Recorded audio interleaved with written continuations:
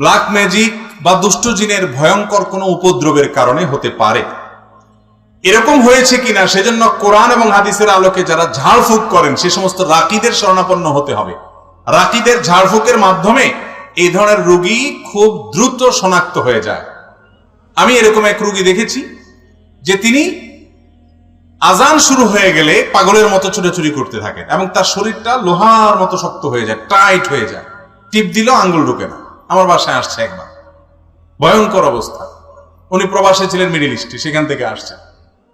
তো আমি এক রাকির সাথে যোগাযোগ করে দিছি, কারণ আমি নিজে রুকিয়া করি না, জানি না। এই সম্পর্কে যারা এক্সপার্ট আছে 2-4 জনকে চিনি, তাদের ঠিকানা দিয়ে দিছি তাদের সাথে যোগাযোগ করার জন্য।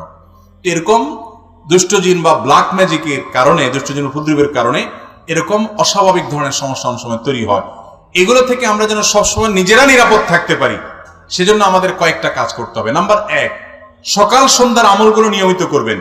আয়াতুল কুরসি, 3 কুল, বিসমিল্লাহিল্লাযী লা ইয়াদুররু মা ইসমিহি, এগুলো নিয়মিত পড়বেন সবসময়। বাসার সবাইকে শিখাবেন পড়ার জন্য।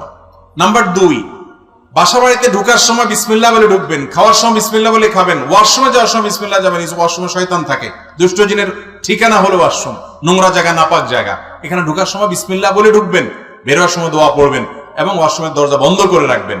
বাসা যেই ঢুকবে বিসমিল্লাহ ছাড়া কেউ ঢুকবে না। বিসমিল্লাহ ছাড়া ঢুকলে হাদিসে আসছে শয়তান সাথে ঢুকে, বিসমিল্লাহ বললে আর শয়তান ঢুকতে পারে না। তো এরকম অনেকগুলো আমল আছে, এগুলো যদি নিয়মিত করা যায়, বিশেষ করে সকাল সন্ধ্যার আমল আর যে বিসমিল্লাহর আমল, যেটা বাসায় ঢোকার সময়, খাওয়ার সময় এবং ওয়াশরুমের কথা বললাম। বাসায় কোনো ছবি ইত্যাদি টাঙিয়ে রাখবেন না এবং মিউজিকের ব্যবহার যেন বাসায় না হয় সেটা খেয়াল রাখবেন। ইনশাআল্লাহ আল্লাহ তাআলা হেফাজতে রাখবেন। বিশেষ করে সূরা ইখলাস, সূরা ফালাক, সূরা নাস 3 বার রাত্রে শোয়ার সময় পড়ে শোবেন, সকাল সন্ধ্যা পড়বেন। দুষ্ট জিন থেকে এবং ব্ল্যাক ম্যাজিক থেকে আল্লাহ তাআলা হেফাজত করবেন ইনশাআল্লাহ।